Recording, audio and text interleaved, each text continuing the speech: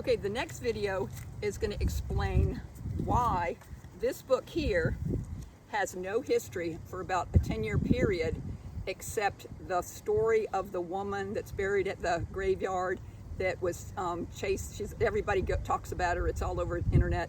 This woman that chased the man she was from Scotland, and she chased her lover who came and he died in the arms. That little story's in there for this 10-year period. The other one is a guy named Daniel McGritt, which is proven in this book. It says it's BS. It's the whole, they're posting News and Courier newsletters saying this guy Daniel Gritt is a desperado from West Florida who fills up part of this 10-year gap with him that named the Gippy River or something, and they proved in this book that the river was named 20 years earlier, and that was all BS about all of Camden's newspaper articles about this guy that was stealing horses, and his name was Daniel Gritt. So anyway, and the other thing is that they're talking a lot in this book about the Mary Boykin Chestnut woman who is proven, even at the archives it says it's proven that book was rewritten, and it talks about, it fills up the 10-year gap with her, depiction of what life was like in Camden during these days, which starts off saying that there was a slave crying, my master's died, and they're burying him. And the whole thing is just propaganda of what the Kershaws wanted the history to be. And there's a 10-year gap. And that 10-year gap is the War of Kershaw, the War of the Roses, family against family that goes on, that's buried, that nobody wanted. And I really want to just stress what these people would have looked like at this point, because we already know that the Gants, who were also the Lindsays, are from a diaspora from the year 175, when the Free Seas were they'd already capitulated with the Romans. They were guarding Hadrian's Wall, and then the earliest people ever written that are called Germanic are the Free Seas, and they're written in the year 27 AD by the Romans because they couldn't beat them, they couldn't win. And so I'm getting ants. So they couldn't win, so they ended up fighting from those years, and finally just agreed to be the guards for Hadrian's Wall. And that's when they interbred with the Sarmatians that came a little later in 175. We already know that those people, their land had flooded in Friesland. They went back to Friesland, and these people are all these people that are here now in America. Imagine what they looked like. The women are already the Amazon women, they call them, from that gene pool. And so they're now physically fighting, and in the courts and in the war and everything in Kershaw, the Battle of Lynchwood, that's written out of history, where the Scott Cemetery is. And so they're fighting over the boundaries of Kershaw County. And so the people are from Kershaw and Chesterfield are fighting for that boundary line, and they win. These people win. Just imagine who they are. A lot of them are free blacks by now. They're the first cemetery in Chesterfield to ever, it's called a community cemetery, and they're for the first time burying their people together. The multiracial cemeteries are burying them together. And that wasn't weird back then, because the blacks had a lot of freedoms and a lot of privileges, especially as free blacks that were literate, that looked brown, they were mulattoes. And I'm going to just go really quickly because I'm going to elaborate it on later, but I'm going to go really quickly on what their journey lies ahead. So these people are getting tortured. They're brown people, and they're getting tortured by Kershaw for Kershaw County. So once they won and they got to keep their own counties, Kershaw County didn't get to take their land. They had the law that they could go in there and abuse these people and harass them and make life difficult for them, and they couldn't take their land, so they could just make life difficult for them. And a lot of them started moving around.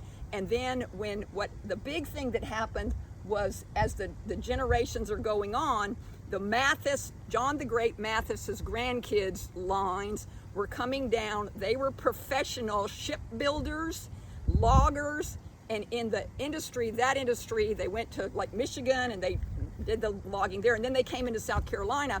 And so they're here now, and they opened the Ferguson Mill in the late 1800s, which nobody hears about that history. It was a bunch of free blacks.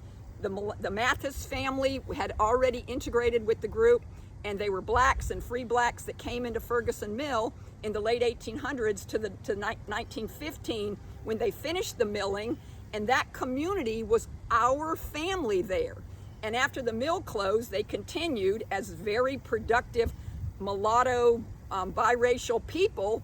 They continued to farm and be in between Santee and Somerton, and that whole area was called Ferguson Mill. It actually had its own coinage, and it was just like a whole place that they had, made it amazing.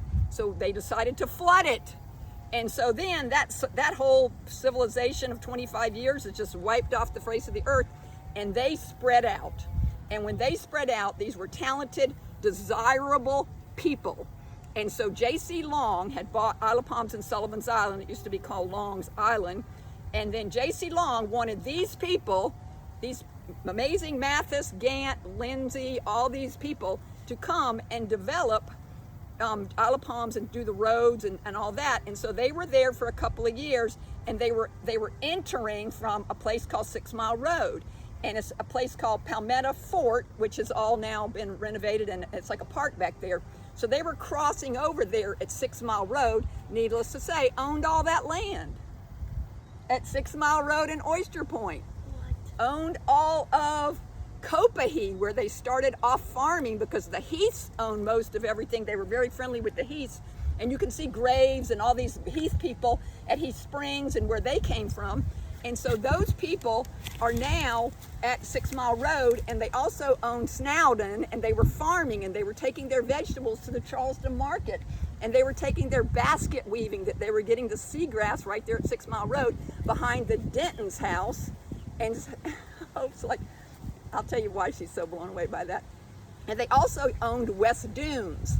And so these people are super successful, highly educated, free blacks that are doing this. And so that's who they are. And so then as the time progressed and the World War, they're first come to the Naval Shipyard because it's World War I and World War II. And they left after the mill, the Ferguson Mill, to work at the shipyard during these wars. The J.C. Long thing happened after the wars. And so then after that ended, and so they continued to work at the market, and they had family down on Anson Street because they had already come years earlier from Prince Charles County. So as this has evolved, there's a bunch of women that fight for the right for those people to keep something called the 6 Mile community open, alive, and barbecuing on the corner for their families. And those 3 women are Gant women. What? Yes, and Stewarts. They're down there today. And when everything, years ago, when everything started getting popular over there, they owned all that land. And they were just selling it by the $1 million. So these Gant women that weave the baskets on the side of the road and have the legacy down there of selling their vegetables in Charleston with their family on Anson Street, they are still there today. And Hope and I lived on 6 Mile Road.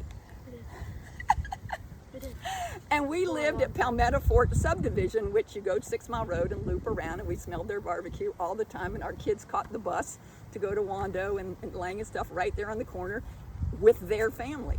And so I would have actually gone to school with Gants, Mathises, Lindsays, and they married strongly into the Manigolds, and the Stewarts would have been there. And so that is what ended up happening as the families moved around. And y'all got to keep in mind, these are highly educated African American people that married into these families of Gant, Stewarts, and all these other people, and maintain a certain level of intellect.